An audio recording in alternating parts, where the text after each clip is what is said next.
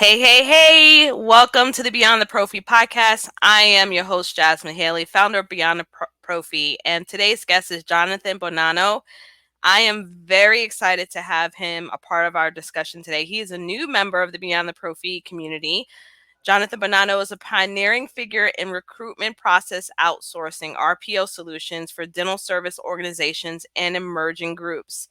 With over a decade of experience in healthcare and on the verge of completing a doctoral degree in industrial organization psychology, Jonathan is committed to improving workforce performance and driving organizational success. Jonathan's mission is to empower healthcare professionals to build resilient, high performing, and psychologically safe teams. So I want to welcome you to the show today. Thank you. I'm so excited to be here. I feel like I get to be a little fangirl for a moment. Well, it's awesome. I'm so glad we connected. We connected on the Smiles and Sea. So shout out to Elijah Desmond, who creates and curates these amazing experiences on cruises. So we had the opportunity to meet, and I just really love your mission and everything that you are doing with your company.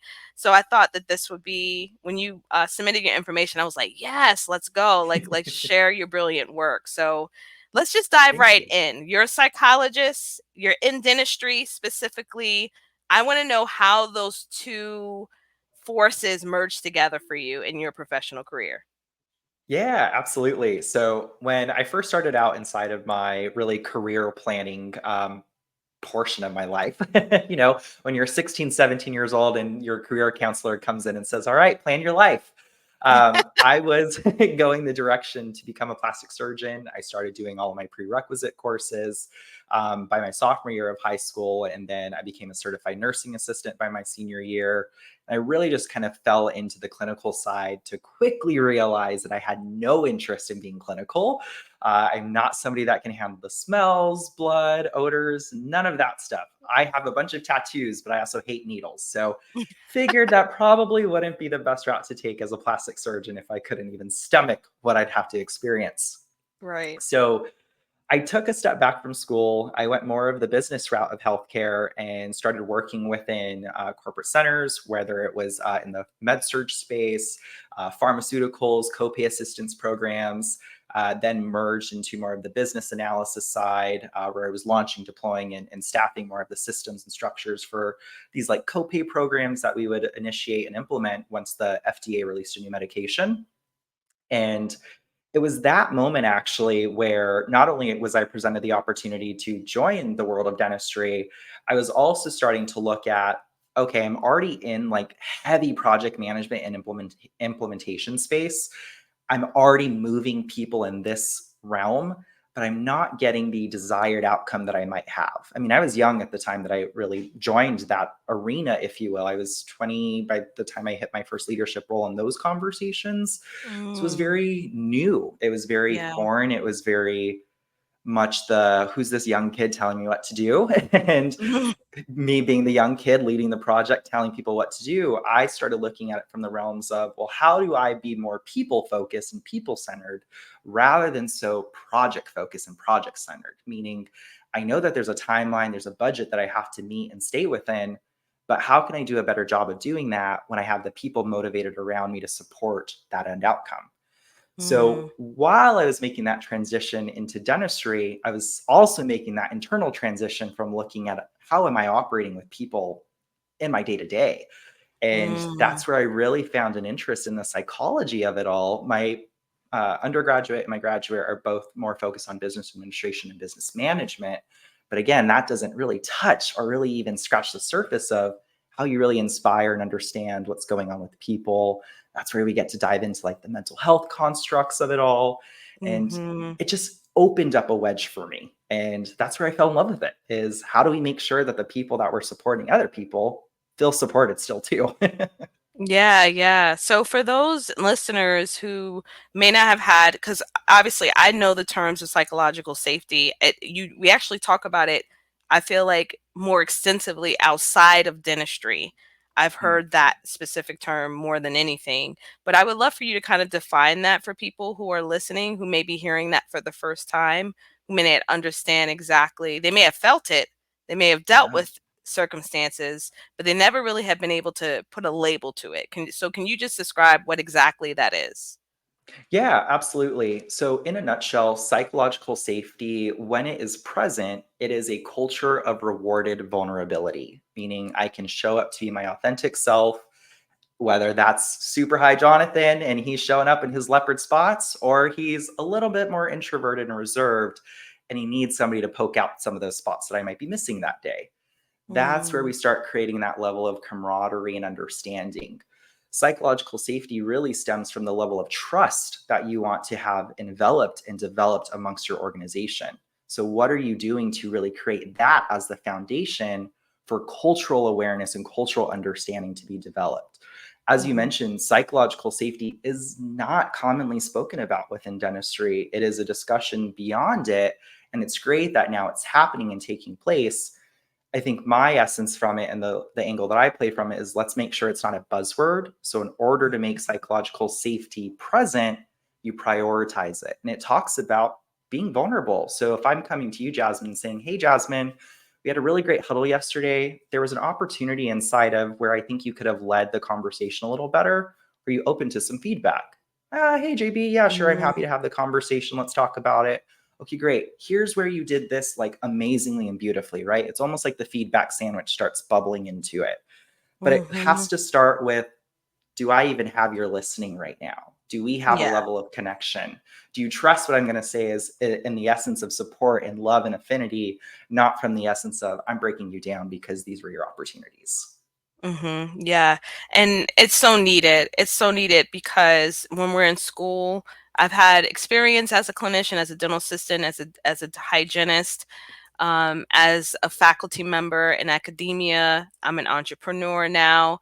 Yeah, Um, in our education, there is no time spent on really the personal development journey we need to go through before we start working with the public. yeah, We're so focused in on making sure we pass our boards, which is understandable. It's a lot of information that has to be covered in a short period of time.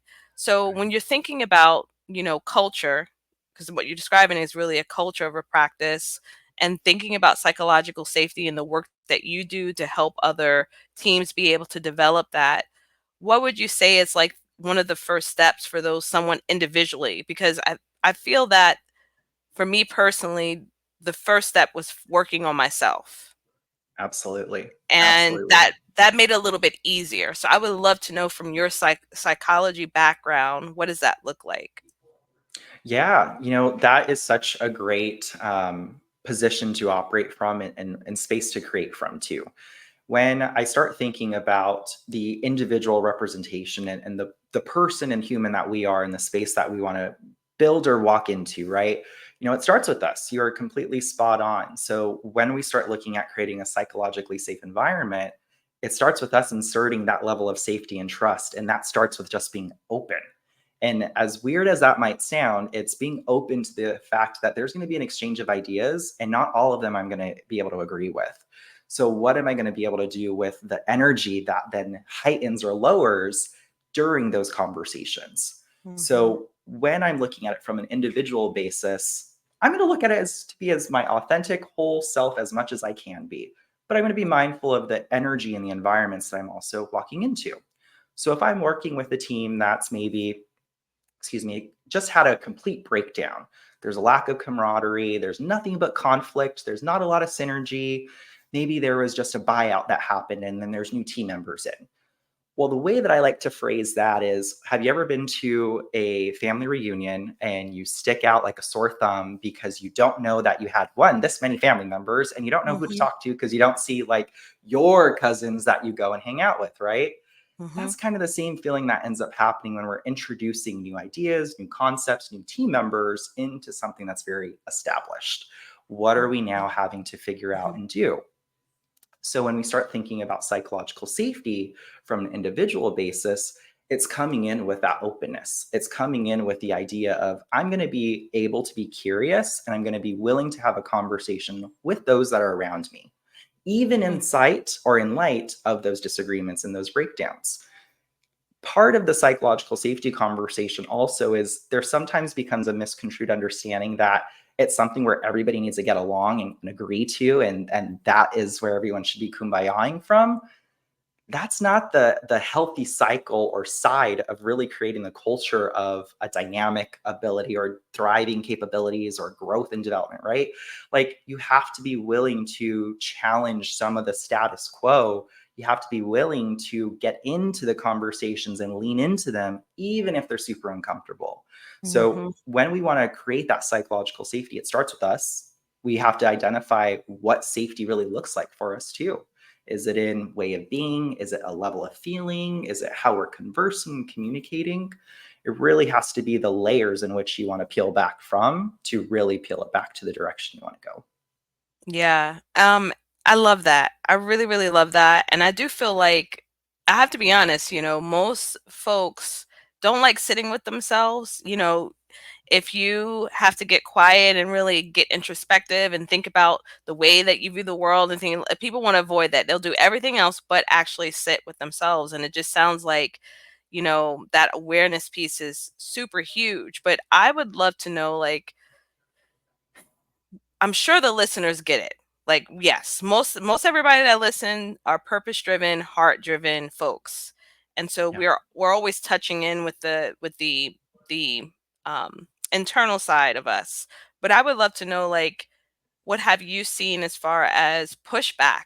What are some of the challenges that dentistry specifically is facing with this? Because I understand the importance of it, but I'm sure there has to be some hoops or maybe barriers, I'll use that word, that we kind of have to push through.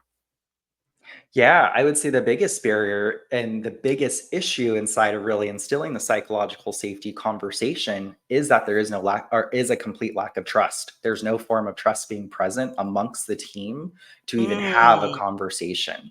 Ooh, that's big. So yeah, and that's usually where I find the biggest holes, and that ends up being the biggest hole that I'm working my way out of, because Mm. that's the hardest part. I mean, walking into an office, maybe it's a new team member that has joined, and there's a team that's sitting around in the lunchroom. This team member walks in, this entire team gets up and walks out and leaves that person there.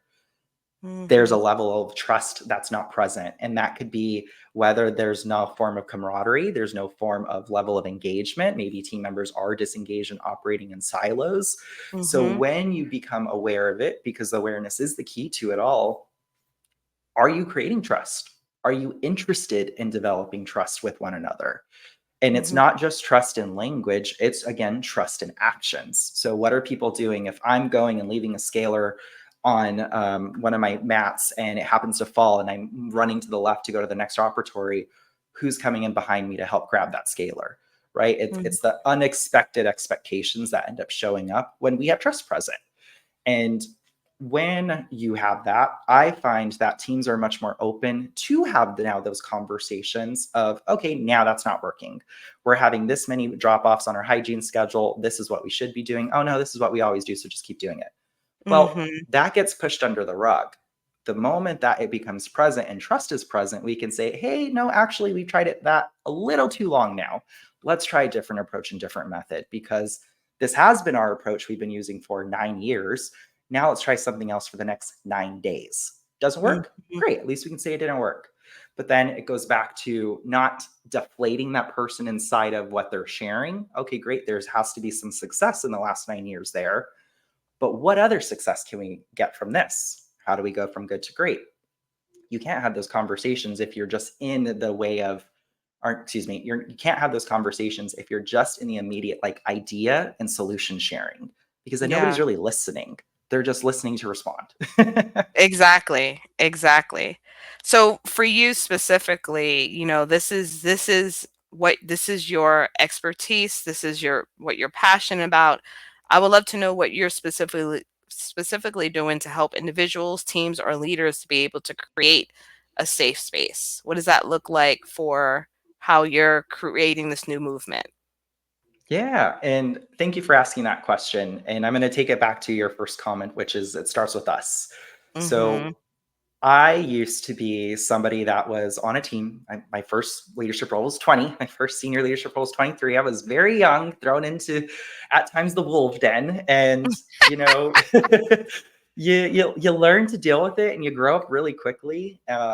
But it started when I stepped into my first leadership role and I recognized the type of leader that I didn't want to be, the type of team that I Mm, didn't want to be on, and the type of culture that was created around me. yeah. And I've really taken that not for granted. I'm a thinker, so at times I dwell on things that I maybe shouldn't for too long.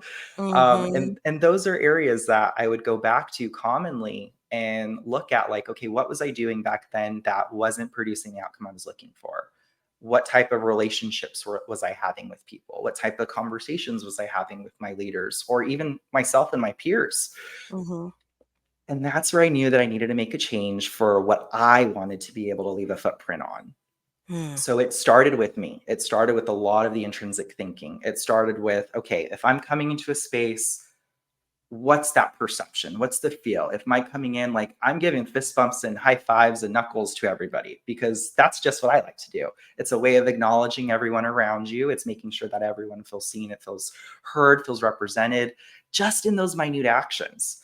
So taking on those little, I would say, gentle reminders for myself was the first portion of what's the space you want to be responsible for creating, whether it's amazing and there's just a Mhm. couple things to tweak, or there's some really big work to be done.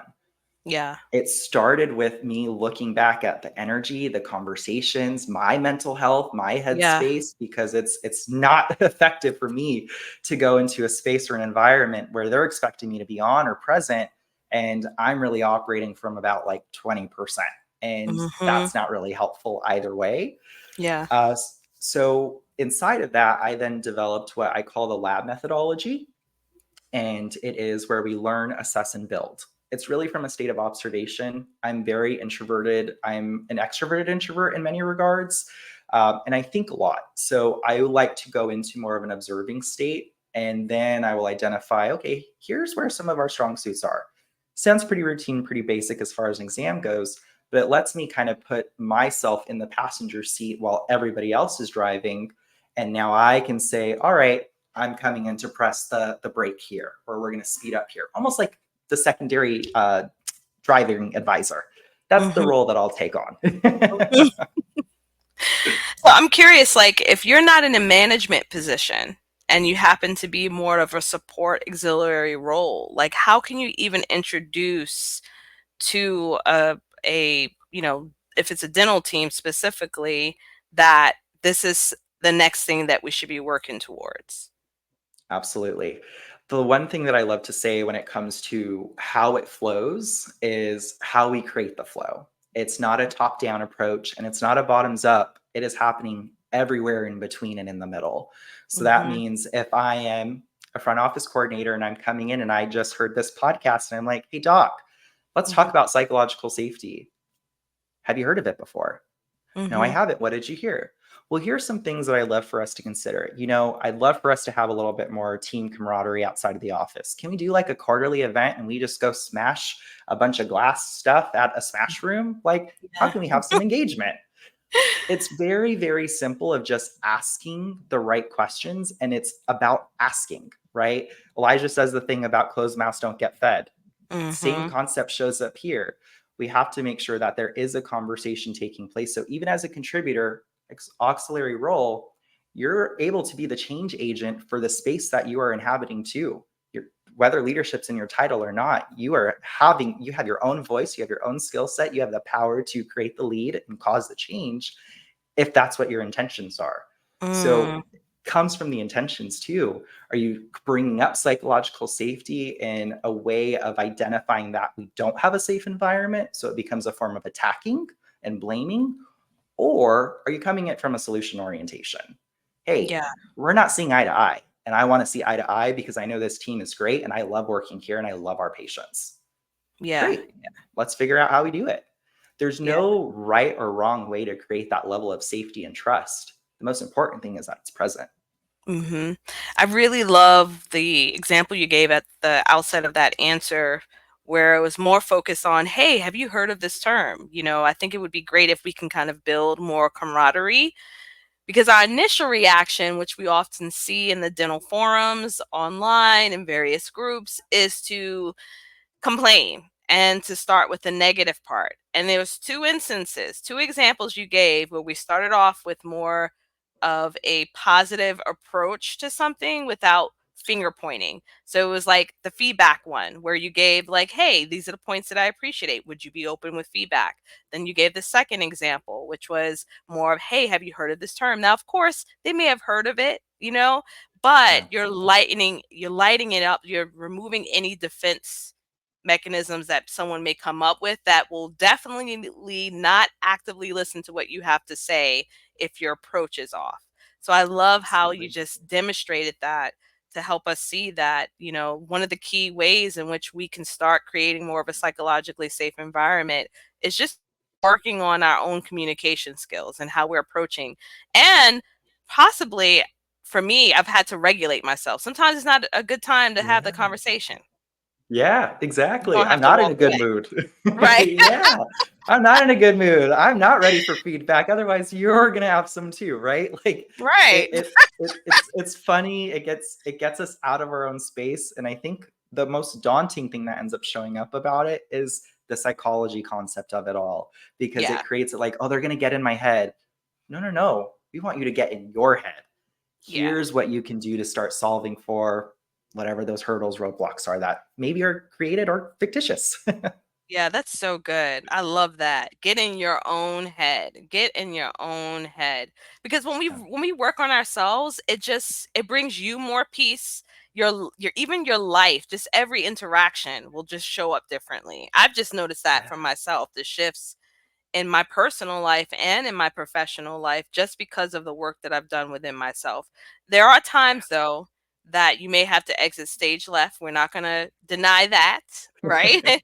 But there is always still room for a team to grow and a faculty body to grow, Yeah. where everyone feels psychologically safe. Everyone is able to thrive in their work environment. Exactly. Mm. Exactly. We spend so much time, whether it's at home at our desks or at a desk at another location. Let's enjoy our time there. Yeah, yeah, absolutely. So if others are looking to take a deeper dive in creating a psychologically safe environment in their workplace, how do they get in touch with you? Where do they find more information to learn about your lab methodology? Yeah, absolutely. So we're on all the social media platforms. Our handle is at Talent by Zia. Our company is called Zia. We focus on talent in motion for virtual and on-site integration. So that is where we start the foundation for creating psychological safety. Whether you're ready to hire or bring on new talent, we want to make sure that we're bringing talent that can stay and grow. So having the conversation of psychological safety is very, very first inside of our discovery approach. So that way we know where we're sending our people to. Exactly. Yeah. Yes. Okay. All right. Here's my last question.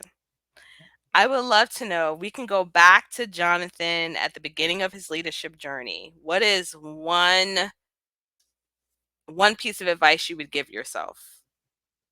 Uh, this has been my common thread the last few days, which is the power of the pause. Mm, I wasn't thrown into, I was promoted into opportunities that I asked for.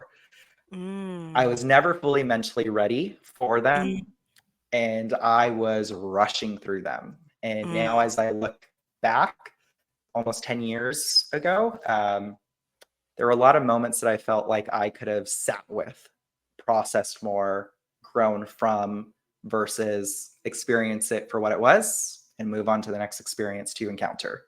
So mm. enjoy it. I love that. Power of the pause. All right, y'all. Thank you so much, Jonathan, for sharing your expertise and also being willing to come here on the show. I've thoroughly enjoyed learning from you, and I highly encourage each of the listeners, if you're looking to work on that psychological safety, we all know that we need it. We don't want to get burnt out. We want to be able to serve our communities and be able to do so with excellence. Please reach out to Jonathan, and thank you so much for being on the show today. Thank you, Jasmine. Thank you so much. Appreciate you.